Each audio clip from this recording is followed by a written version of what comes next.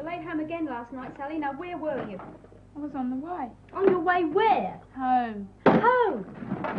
You're supposed to be home by 10:30 and it was gone 11. Now, why didn't you ring and let me know you were going to be late? You know how I worry. Because there wasn't a phone. There wasn't a phone. Then you should have left earlier, shouldn't you? Now, I told you what would happen if you were late again during the week. You don't go out on Friday and Saturday now. Is that clear? But the school dance is on Look, Friday. I don't care what school dance is on and what night. You are not going out on Friday. I've had just about enough of your cheek. No, I said no and I mean no. You don't care about me. You never have. I hate you.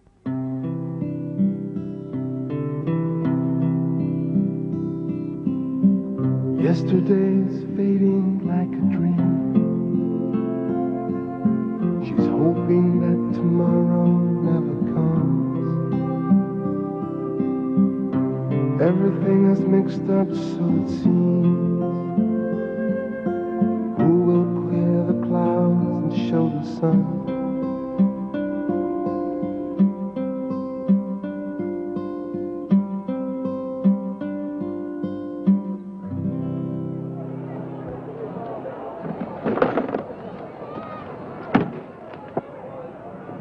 G'day, Sally. Oh, it's you. Hey, where'd you get that? I pinched it. I thought you stopped stealing. I'm too smart for him now. I wish I had a radio like that. Well, you can have this one, but only if you come with me this afternoon to get another one. Oh, I don't know. What are you, chicken or something? Okay, I'll go. The future looked so rosy yesterday. The prospects now are looking very dim. No matter what they said, she had her way. Now the world is slowly closing in. Cindy, wasn't it? Yeah, Finch. I'd say Finch, you please open the bag if you don't mind. What? I'd just like you to open that school case. But why? I have reason to believe you've got a radio in there and you haven't paid for it. Just open the case. Whenever will your kids learn not to steal things? Right, just as I thought. Now I'm going to take you down to the manager's office. But I paid for it. You didn't pay for it? No dramatics. Come on through here to the manager's office, you two. Sally's in the big time now. She made her bed and really had her say. Sally's so big time to feel sad. She never thought that things would go this way. Sally, you're a big girl now. Stand up straight, your headline in the show. Baby, you've been working for it today. So come on, Sally, show us what you know.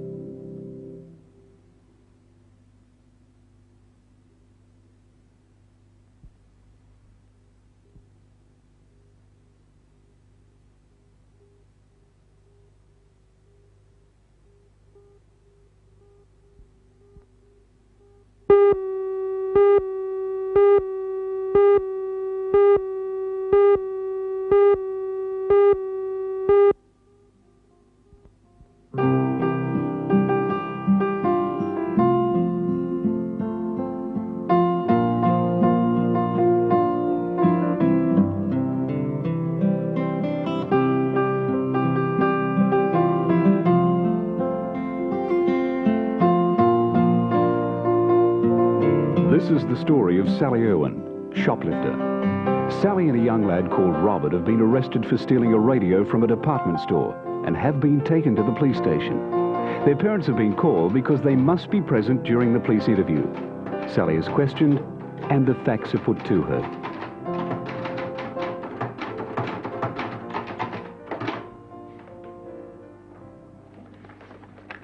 Now, Sally, I'm going to ask you some questions about the theft of a transistor radio. You understand that you are not obliged to answer any questions unless you so desire.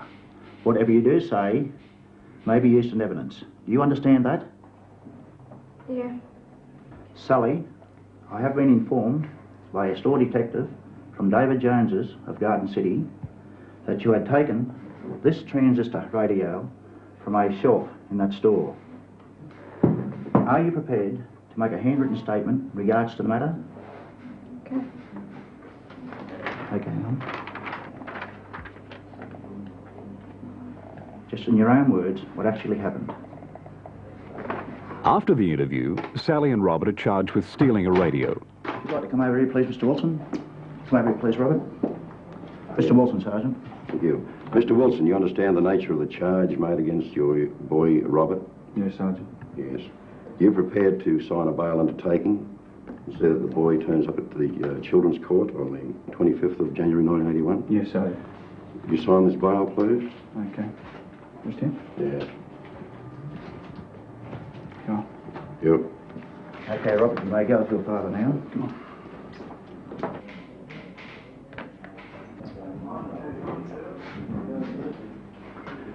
Mrs. Elvis, see you for a moment, please. Do you understand the nature of the charge laid against your daughter Sally by the police? Yes. Please, Sally. I'm prepared to release Sally to your custody if you... No! Stand up, please, Sally. I don't want her home again right now. Since her father died, she won't do anything I tell her, and I just can't cope.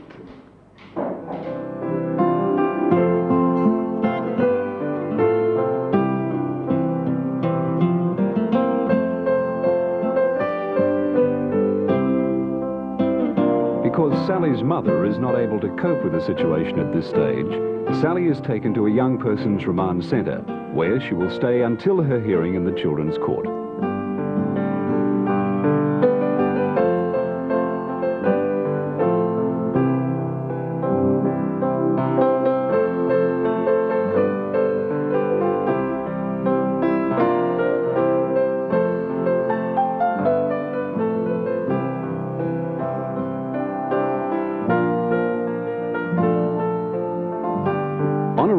At the remand centre, the police hand Sally over to a senior youth worker. Details like her name, address, age and distinguishing marks are noted. Property like money, jewellery and personal effects are held till she leaves the centre. Okay, well, you tell me you're in good health. I want you to sign that you've told me that you're in good health. Don't take medicine for anything? No. Okay, thanks very much. Right, now we'll go down to the shower and get you to have a shower. John is the superintendent of this remand centre. If we're looking for reasons why our residents get into trouble, we can go through the home backgrounds and come across some fairly common features. I'm not suggesting that these apply in every case, but to take, for example, of the 35 residents we have here at the moment, only 16 of them come from a home where they have both parents. In the other cases, either the parents have separated, or one parent has died, or in 2 or 3 cases, both parents are deceased. So that is obviously a fairly common cause for delinquency. In the cases where the kids have both parents, we often find that the relationship between the parents and the boy or girl is poor. And a third fairly common factor is that the peer pressure is too strong to resist in many cases. Occasionally a boy or girl commits an offence on their own, but more often than not, there's a group involved, and not wanting to be the odd one out is hard for boys and girls to resist the same as it is for us. Just go down to that corridor there.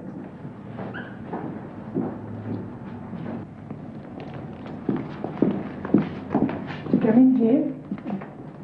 Right, there we are.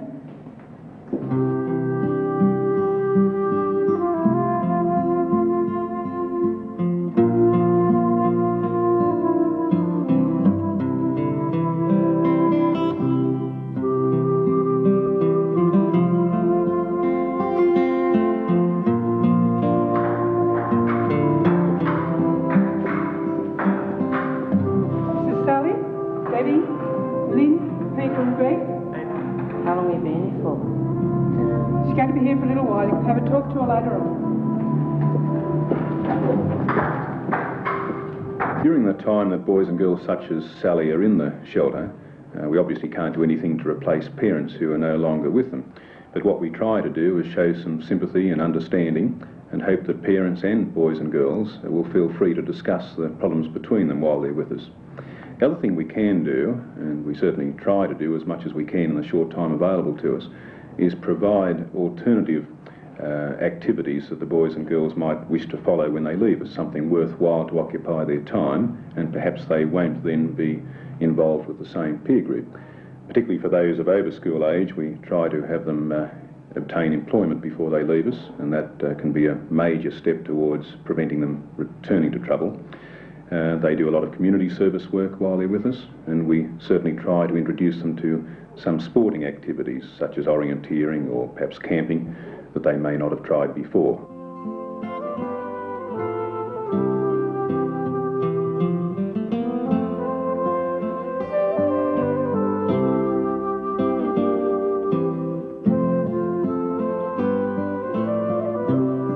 Once Sally is shown to her room, the youth worker explains what will be expected of her during her stay there.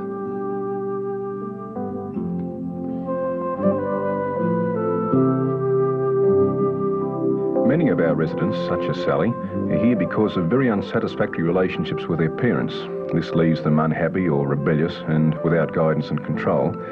So our day follows a stable and meaningful pattern that occupies them in a variety of ways and gives them opportunities to talk to staff about their problems.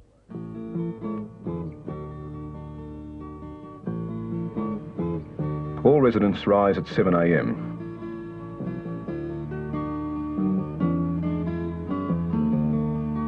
They shower, dress and clean their rooms.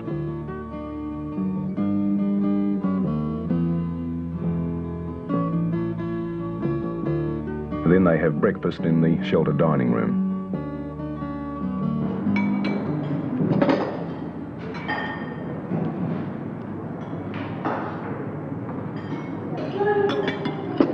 Hey, it's my taste, you Get Geez, you're getting along just fine here.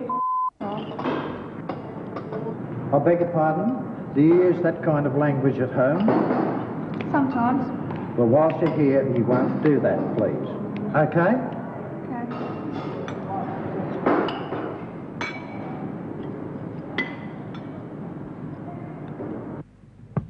After breakfast, the older residents spend their morning working.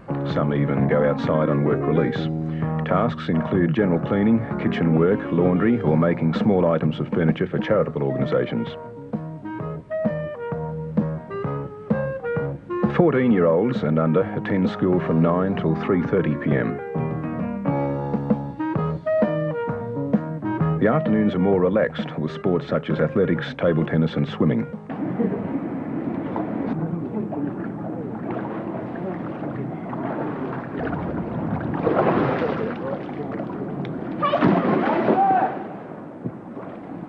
Righto, Sally, out you get. Come on. We don't accept that kind of behaviour here. So I want you to go up to your room and then back here, okay? You come with me, Mrs. Vandenberg, please. What's got into you, Sally? Now, you haven't been here very long, Sally. We're not all pleased with the way you're going. There was that trouble, first of all, at breakfast this morning with a fight over the toast. And now there's this pool incident. Now, if you're not going to do something to improve this conduct, we're going to have to do something about it ourselves. We'll have to put you in this room here where you'll be on your own. Gives you a chance to rethink your attitude. The choice is going to be yours, Sally, as to what you're going to do, okay? After tea, we often have a guest speaker. It might be someone on employment or a former drug pusher or someone else of interest to the kids.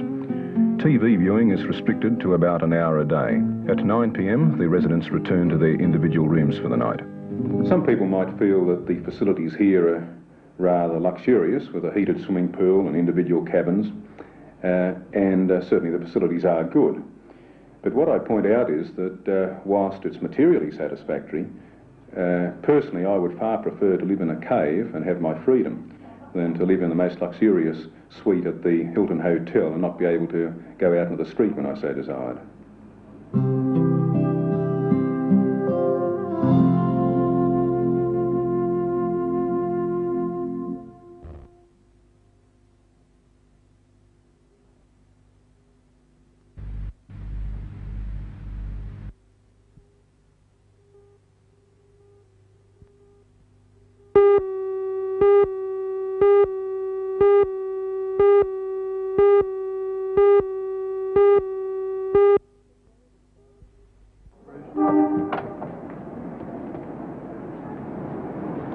wrong with you, Sally?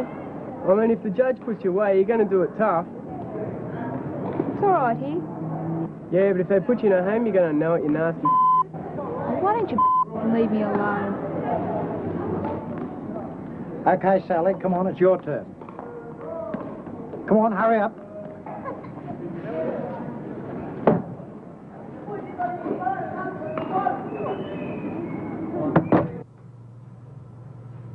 Sally is led into court by the court constable. She is asked to sit down next to her mother in front of a microphone as all proceedings are tape recorded. Sally's solicitor, who she spoke with earlier, announces his appearance. My name is Lucas. I appear for the young person, Your Worship. Charge the young person, please. Stand up, Sally. On the 5th of October 1980 at Katara, you did steal one national brand transistor radio of the value of $18, the property of David Jones Australia Limited. The young person admits a guilt, Your Worship. Facts, please. At about 4:10 p.m, the young person was observed in David Jones' store, Garden City, in the company of a male young person. She was seen to remove the transistor radio from the counter, place it in her school bag and leave the store by the side entrance without paying for it. She was apprehended by the store detective, and when spoken to, she said, "I paid for it." She was arrested and conveyed to Charlestown Police Station, made a handwritten statement in the presence of her mother. I tend to the facts, handwritten statement, police home report, district officer's report and previous psychologist's report prepared for the court on the last occasion she was charged with shoplifting on the 16th of May 1980, which is her only prior appearance, Your Worship.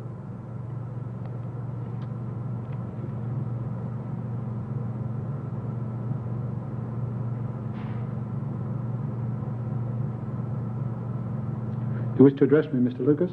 Your Worship, I'm instructed by my client to admit to the facts as tendered. In relation to the commission of the offence, it occurred after a family blow-up between Sally and her mother. Whilst not excusing Sally's behaviour, I put it that Your Worship could view this second offence as not being one of premeditation, but as an overreaction to the clash with her mother. Your Worship can see from the reports, particularly the psychologist's report, that in the past 6 months Sally's behaviour has deteriorated. This must cause Your Worship grave concern as to any trust you can place in her. Nevertheless, I submit that she is worthy of one final chance and respectfully request that you let her have her liberty and do not commit her to an institution. Thank you, Mr. Lucas. Mrs. Irwin, is there anything you'd like to tell me about this matter? Well, what can I say? You can see what she's been like. Now, I'm sorry, but I've done everything I can do for her. Thank you, Mrs. Irwin. Stand up, please, Sally. What have you got to say about this? Nothing. Well, why did you do it? You've already been before the court once before for a similar offence. Why a second time? I don't know. You don't know why? I'll tell you why. Because you're a common thief. Someone who wanted something for nothing. You weren't prepared to abide by the normal rules of society and work for the things you wanted, but you were prepared to steal them instead. As you pass through life, you'll come to realise that one of the most valued things that you will have is your good name and reputation. You threw that good name and reputation away for a paltry $18. But more importantly than that, with jobs hard to get nowadays for young persons like yourself, who do you think would employ a thief if they had a choice between someone without a conviction and someone who was a convicted thief? Wasn't worth it, was it? Suppose not. Sally, I gave you a chance last time that you appeared before the court to keep your good name and character by not recording your conviction so that you wouldn't have a police record. What do you think your mother would think being dragged here before the court for a second time, having to listen to me calling her daughter a thief? Don't you think life's hard enough for her on a widow's pension, having to support you, put you through school? Is that how you show your love and gratitude for what she's done for you? She doesn't care about me. She doesn't love me. You see what I've got to put up with? She uses the same excuse time and again just to get her own way. Well, I can't manage on my own. I need help. You don't care about me. I hate you. Calm down, Sally, and just listen to what I have to say to you. There are some disturbing features about this case. Firstly, your apparent lack of remorse, particularly when you consider that this is the second occasion this year that you have appeared before this court for a similar offence. Secondly, there's the general decline in the standard of your general behaviour, as evidenced in the reports that I've had given to me today. And finally, I don't place particularly high regard on the manner in which you've involved a younger boy to help you to commit the offence that you did on this day. I'm not sure what I'm going to do with you, and for that reason I'm going to remand the matter for a period of 2 weeks. During that period you will remain in the shelter, and I'll call for reports. I suggest that you give very strong consideration to what your future attitude will be. As I can tell you now, as you stand there before me, I'm not at all confident about placing any trust in you whatsoever in the future.